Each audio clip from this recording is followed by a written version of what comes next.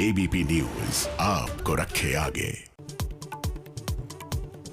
नमस्कार, ABP news पर हाजिर हूं मैं रुमाना इसार खान। बड़ी कवरेज के साथ आपका चैनल एबीपी न्यूज आज तैयार है। आज आम बजट का दिन है और ऐसे में हमने पूरी तैयारी की है बजट को सरल तरीके से आम भाषा में आप तक पहुंचाने की।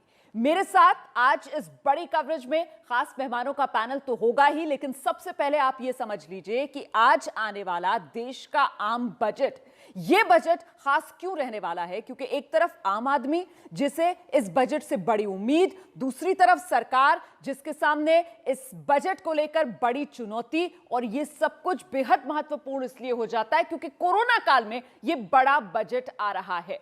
कोरोना 2020 पर जो पूरी तरीके से भारी रहा, कोरोना ने इंसान को बीमार किया और इंसान के लिए कोरोना का इलाज वैक्सीन आ गई, लेकिन कोरोना ने जिस तरीके से इकोनॉमी को बीमार किया है, बड़ा सवाल यह कि क्या आज इकोनॉमी के लिए बजट की वैक्सीन निर्मला सीतारमण लगाने वाली हैं। अगर ये वैक्सीन लगेगी तो जिस तरीके से कोरोना को लेकर प्रायोरिटाइज किया सरकार ने कि पहले हेल्थ वर्कर्स, फ्रंटलाइन वर्कर्स, 50 साल से ज्यादा उम्र के लोग, क्या उसी तरीके से जो इकोनॉमी है उसमें भी अलग अलग क्षेत्रों को प्रायोरिटाइज किया जाएगा। कौन कौन से क्षेत्र हैं जिनको प्रायोरिटाइज किया जा सकता है? इसमें आप देख रहे हैं रियल एस्टेट, इसके अलावा महिला, इंफ्रास्ट्रक्चर, या फिर आज का जो बजट है वो इकोनॉमी के लिए बजट की वैक्सीन कृषि क्षेत्र को लगने जा रही है। ये वो तमाम बड़े सवाल हैं। आज का बजट आने से पहले इन्हीं सवालों पर मुझे लगता है हमें मंथन करना चाहिए, और साथ ही साथ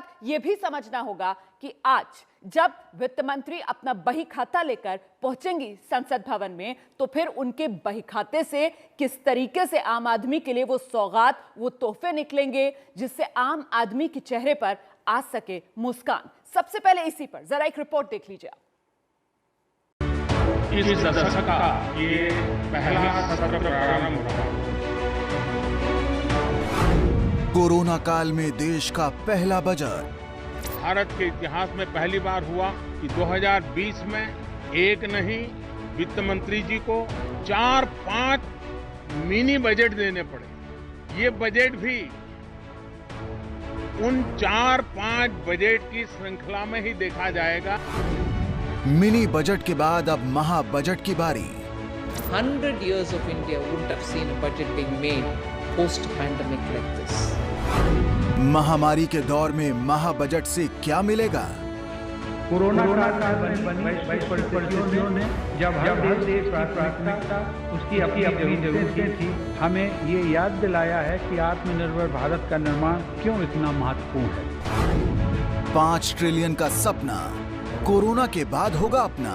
आम बजट है, आम रहे, खास लोगों के पक्ष में। बजट से चमकेगा कारोबार, बढ़ेगा रोजगार। मैडम की आर्थिक वैक्सीन बदलेगी मंदी का सीन।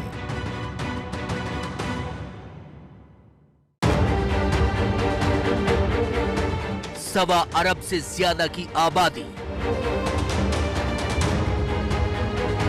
स्वास्थ्य व्यवस्था की चरमराई हुई हालत, और उसके ऊपर कोरोना जैसे प्रलयंकारी संक्रमण का हमला। दुनिया ने यही सोचा भारत जैसे गरीब देश के लिए ये आफत अंत की शुरुआत है। पिछले साल फरवरी, मार्च, अप्रैल में दुनिया के कई नामी एक्सपर्ट्स और बड़ी बड़ी संस्थाओं ने क्या क्या कहा था। भविष्यवाणी की गई थी कि पूरी दुनिया में कोरोना से सबसे प्रभावित देश भारत होगा, लेकिन भारत ने खुद पर निराशा को हावी नहीं होने दिया। भारत प्रोएक्टिव पब्लिक पार्टिसिपेशन के अप्रोच के साथ आगे बढ़ता रहा। आज भारत दुनिया के उन देशों में से हैं जो अपने ज्यादा से ज्यादा नागरिकों का जीवन बचाने में सफल रहा है। भारत ने वक्त पर फैसले लिए, कोरोना से लड़ने का न सिर्फ संकल्प दिखाया बल्कि रिकॉर्ड वक्त में कोरोना की वैक्सीन भी बना ली। एक साथ देश ने दो मेड इन इंडिया वैक्सीन बनाकर न सिर्फ देश की हिफाजत शुरू की, बल्कि इसका फायदा दूसरे देशों को भी दिया। भारत में कोरोना की वैक्सीन पर पहला हक उन स्वास्थ्य कर्मियों और फ्रंटलाइन कर्मियों को दिया गया जो इस जंग में सबसे आगे थे। कोरोना से जान बचाने के बाद अब बात आती है कोरोना से सबसे ज्यादा आहत हुई अर्थव्यवस्था को बचाने की। तो इसमें सबसे पहले वैक्सीन किसे लगनी चाहिए? अर्थव्यवस्था के 5 अहम हिस्से: इंफ्रास्ट्रक्चर, रियल एस्टेट, स्वास्थ्य, महिला, कृषि। भारत की सरकार कोरोना से पहले भी इंफ्रास्ट्रक्चर को लेकर काफी निवेश और काम करती रही है। देश में सड़क, पुल, रेलवे और ऐसे दूसरे ढांचागत निर्माण कोरोना के बाद और ज्यादा तेजी से किए जाने की बात हो रही है। 2040 तक देश की इंफ्रास्ट्रक्चर नीड्स करीब करीब $4.5 ट्रिलियन के बराबर होगी। मेरा मानना है कि ये लक्ष्य सरकार और इंडस्ट्री को साथ मिलकर पूरा करना होगा। सरकार इस दिशा में स्टेबल एनवायरनमेंट और हर जरूरी मदद देने के लिए लगातार काम कर रही है। ऐसे में सवाल ये है कि कोरोना की वजह से इंफ्रास्ट्रक्चर के क्षेत्र में क्या हुआ और इस क्षेत्र को वैक्सीन की कितनी जरूरत है। भारत का इंफ्रास्ट्रक्चर क्षेत्र 4.33 लाख करोड़, ठीक करने के लिए 2025 तक 102 लाख करोड़। इसी तरह देश के रियल एस्टेट क्षेत्र पर भी नजर डालें तो भारत का real estate 13 lakh crore, corona से हानि 1 लाख करोड़। स्वास्थ्य क्षेत्र को लेकर कोरोना काल में देश ही नहीं पूरी दुनिया को सबसे ज्यादा चिंता करनी पड़ी।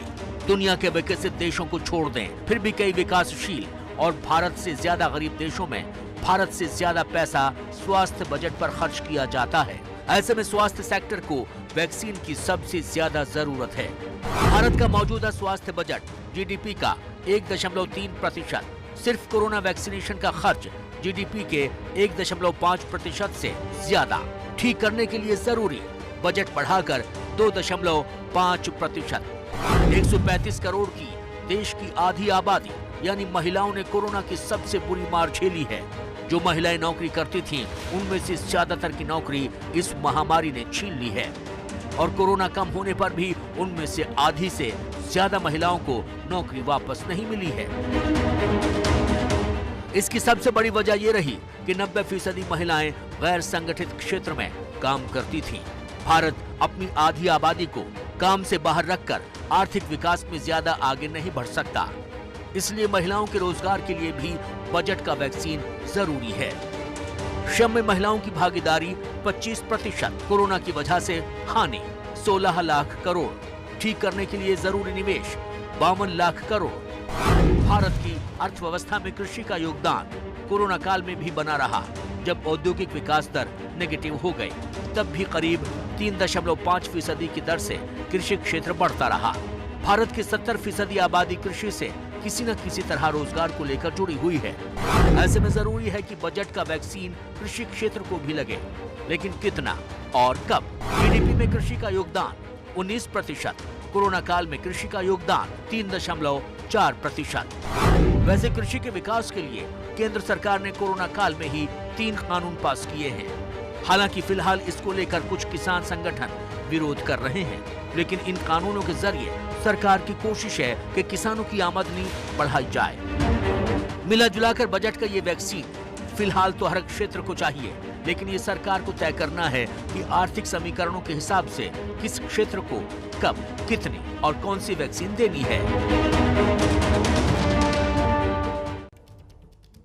तो कुल मिलाकर आपको यह समझना होगा कि 1952 के बाद, मतलब एक तरीके से आजादी के बाद से इस वक्त देश जो है वो सबसे ज्यादा आर्थिक दबाव के हालात से गुजर रहा है और इसकी बड़ी वजह यकीनन कोरोना, जिस तरीके से 2020 कोरोना काल, संकट काल और अर्थव्यवस्था को उसने बुरी तरीके से बीमार कर दिया है। अब आज बजट वाली वैक्सीन निर्मला सीतारमण जब लगाएंगी तो क्या एक ही डोज से काम चल जाएगा या इसके भी डबल डोज की जरूरत पड़ेगी?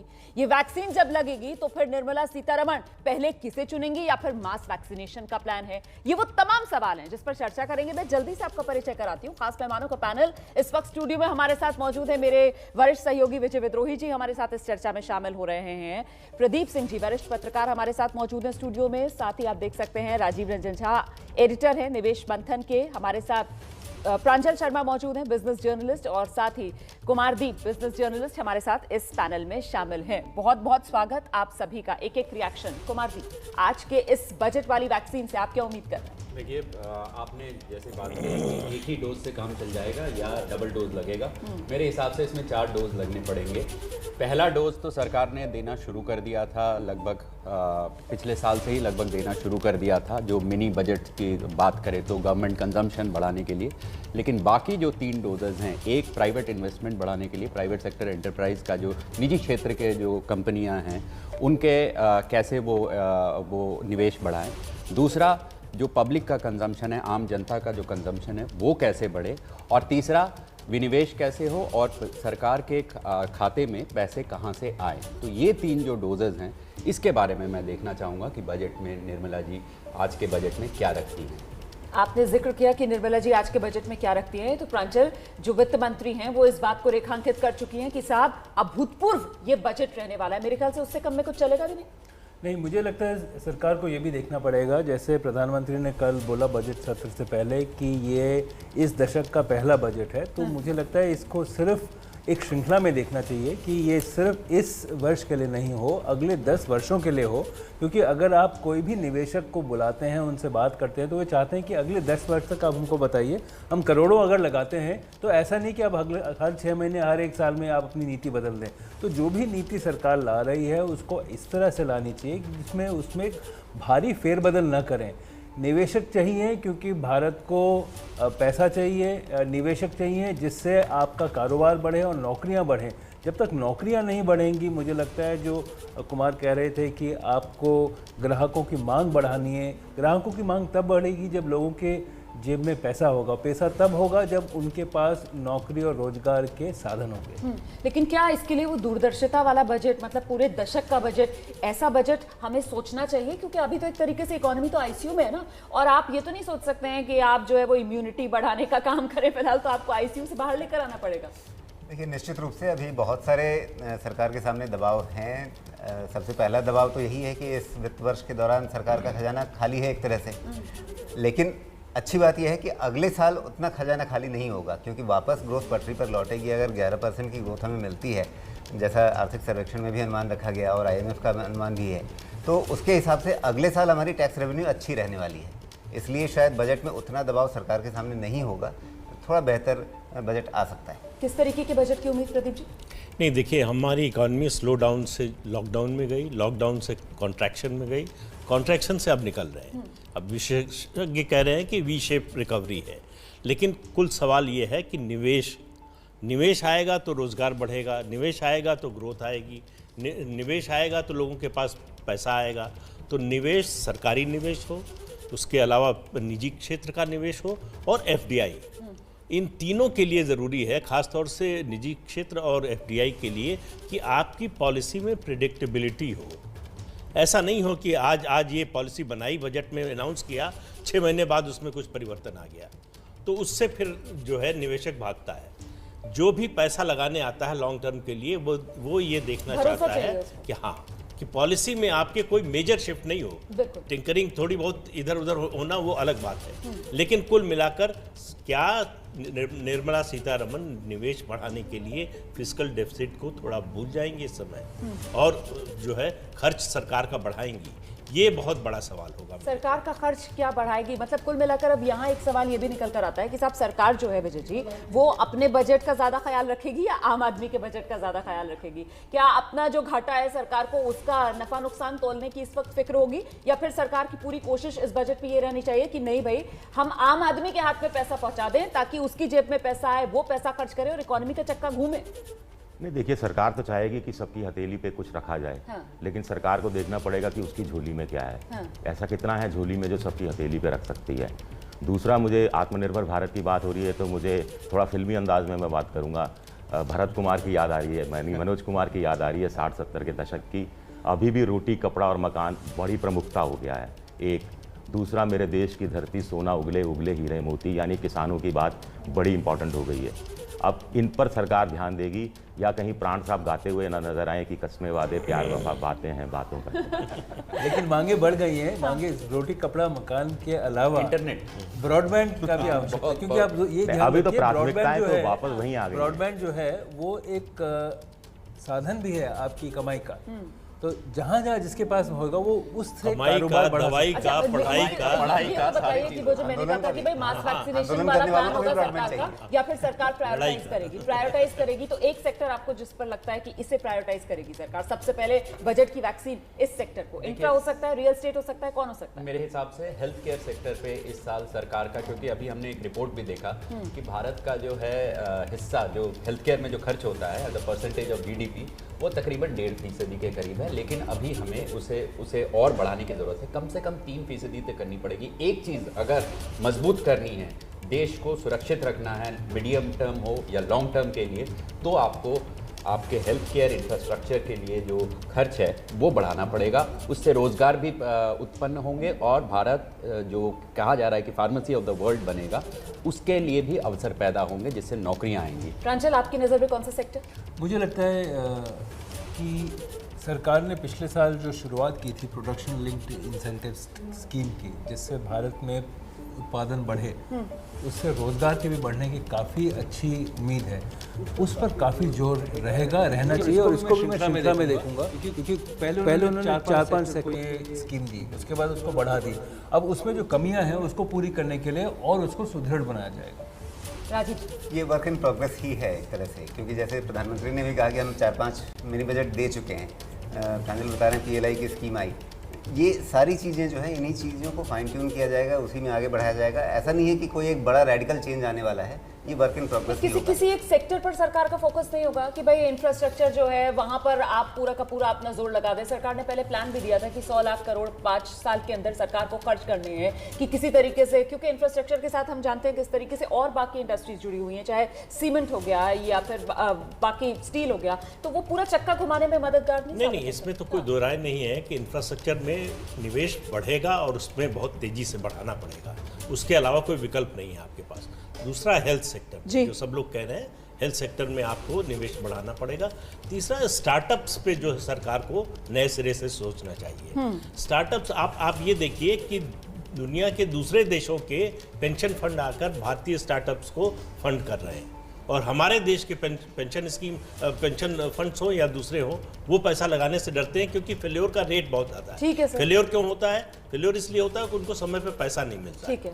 तो अगर एक समय था कि इन्फोसिस और जो है HCL टेक भी स्टार्टअप ही थे। चलिए, मैं छोटे से ब्रेक के लिए यहाँ पर रुक रही हूँ। देखिए, बार बार ये संकेत सबकी तरफ से दिए जा रहे हैं कि साहब ये जो बजट है, यकीन मानिए आप, वो जिस तरीके से घोड़े की कनपट्टी पर वो पट्टी बांध कर रखते हैं ना, और उसको सिर्फ आगे नजर आता है। ये कल जो मुख्य आर्थिक सलाहकार है उनकी तरफ से भी कहा गया है कि इस तरीके से सिर्फ ग्रोथ ग्रोथ ग्रोथ पर नजर रखने वाला ये बजट होगा, लेकिन वो ग्रोथ ग्रोथ ग्रोथ आएगी कैसे? और इस बीच ये पहली तस्वीर सामने आई है वित्त राज्य मंत्री अनुराग ठाकुर की। आज बजट पेश करने से पहले, संसद पहुंचने से पहले, अपने घर से बाहर निकलने से पहले आप देख सकते हैं भगवान का आशीर्वाद लेते हुए, पूजा अर्चना करते हुए वित्त राज्य मंत्री अनुराग ठाकुर को आप देख रहे हैं। तस्वीरें महत्वपूर्ण हो जाती हैं प्रदीप जी। बिल्कुल, देखिए ये तो हर साल वाली रस्मिया तस्वीर, रस्मिया तस्वीर है, और ये अभी और कई मंत्री आपको दिखेंगे। लेकिन मुझे इसमें एक बात कहनी थी कि ये इन्होंने संकट मोचन की पूजा अर्चना करके जा रहे हैं, और ये संजीवनी बूटी लेके आ रहे हैं कि नहीं, इस पर ये बात बनती है, क्योंकि कोरोना वैक्सीन की बात हो रही है, तो संजीवनी बूटी का बजट आएगा कि नहीं, ये देखने वाली बात बूटी तो निर्मला सीतारमण ही ला सकती है, वो तो निर्मला सीतारमण के भाई खाते से निकलेगी। लेकिन फिलहाल वित्त राज्य मंत्री को भी संकट मोचक का आसरा। जी हाँ, सभी को संकट मोचक का आसरा है। वो कहते हैं ना कि जब रब नहीं रूठना चाहिए, या दूसरा ये कहते हैं कि रब रूठ जाए तो सरकार को नहीं रूठना चाहिए। राजस्थान में ये भी कहावत है कि रब रूठे सरकार ना रूठे, राम रूठे सरकार ना रूठे। तो कम से कम दोनों स्थितियां हैं कि ईश्वर से आशीर्वाद लेना है और सरकार के जरिए कुछ हासिल करना है। लेकिन सरकार इनको ऐसा नहीं, ये नहीं आभास देना चाहिए कि पूरी जो अर्थव्यवस्था इतनी मूर्छित हो गई है कि उसके कारण आपको बूटी के बिना कुछ काम नहीं चलेगा। लेकिन अगर नहीं, पहली इस बार हकीकत कर रहे को स्वीकार होते ले तो तो जरूर अच्छा ये है। मैसेज जाता है। देखिए, ये मैसेज तो जा रहा है। पहली बार मैं देख रहा हूँ कि संकट मोचन की पूजा अर्चना करके नहीं, हर साल करते हर साल करते हैं। लेकिन राजीव गांधी, वैसे इस बार चुनौती बढ़ी है सरकार के सामने ना, मतलब अभूतपूर्व हालात अभूतपूर्व बन गए साहब, तो फिर आपको कदम भी अभूतपूर्व उठाने पड़ेंगे और आपकी लिमिटेशंस हैं। लिमिटेशंस बहुत ज़्यादा हैं और लिमिटेशंस को आप सरल तरीके से ऐसे समझिए जैसे एक मध्यम वर्गीय परिवार के सामने 10 तरीके के खर्चे होते हैं, आमदनी सीमित होती है और उसमें अगर घर में कोई बीमार हो, अस्पताल में भर्ती हो जाए और साथ में आपके घर के भी रिकन्स्ट्रक्शन का काम साथ में चल रहा हो और उन सारे के बीच में आपकी सैलरी कट हो जाए तो फिर क्या होगा। तो कुछ वैसे ही स्थिति है इस समय कि मतलब खुद सरकार की कमाई इस साल सीमित रही और हर तरफ से आशा यही कि सरकार कुछ दे, सरकार कुछ अपने खर्चे बढ़ाए। तो ये हर तरफ से जो कहा जाता है कि मतलब दबावों की एक श्रृंखला है, उसके बीच में किस तरह का बजट आना है ये अपने आप में लेकिन अच्छी बात ये है कि आज ही जो जीएसटी के आंकड़े आए हैं एक उम्मीद मैं जरा जगाते सा हैं आपको कि रोकूंगी सर, हम सीधे जरा लिए चलते हैं दर्शकों को। वहीं वित्त राज्य मंत्री अनुराग ठाकुर के घर पर ही मेरे सहयोगी अंकित गुप्ता मौजूद हैं, जरा लिए चलते हैं आपको अंकित के पास। अंकित, कुछ संकेत दिए अनुराग ठाकुर ने आज के बजट को लेकर? जी फिलहाल कैमरे पर तो कुछ नहीं, लेकिन ये जरूर कहा है कि ये बजट ऐतिहासिक बजट होगा, देश का बजट होगा। और फिलहाल देखिए अब यहाँ पर जो उनकी सरकारी गाड़ियां हैं वो आने लगी हैं और अंदर इस वक्त जो है इंतजाम किया गया है, तैयारियां पूरी हैं, क्योंकि ये वित्त राज्य मंत्री अनुराग ठाकुर जब भी इससे पहले घर से निकले हैं, पिछले बजट की भी अगर मैं तस्वीरों की बात करूं तो पहले जब वो निकलते हैं घर से तो घर से पूजा पाठ करके निकलते हैं। तो फिलहाल पूजा पाठ की तैयारियां पूरी हो गई हैं और अब से उम्मीद की जा रही है कि 10 से 15 मिनट के अंदर वित्त राज्य मंत्री अनुराग ठाकुर यहां से निकलेंगे। और अगर बात की जाए बजट की, तो बजट के लिए तो खुद वित्त मंत्री निर्मला सीतारमण कह चुकी हैं कि ये देश का बजट होगा, ऐतिहासिक बजट होगा, तो नजरें टिकी हुई हैं। और वित्त राज्य मंत्री अनुराग ठाकुर ने भी यही कहा है कि अच्छा बजट होगा, ये देश को विकास का बजट होगा। अच्छा बजट होगा, विकास का बजट होगा, लेकिन सवाल मुझे लगता है इस पर भी मंथन किया जाना चाहिए कि वो अच्छा बजट, विकास वाला बजट, उसके लिए कसौटी, उसके लिए पैमाना, एक्सपर्ट्स जो यहां पर बैठे हुए हैं वो क्या मानकर चल रहे हैं? क्या पैमाना और कसौटी सिर्फ और सिर्फ रोजगार रोजगार रोजगार ही रहना चाहिए इस बजट में?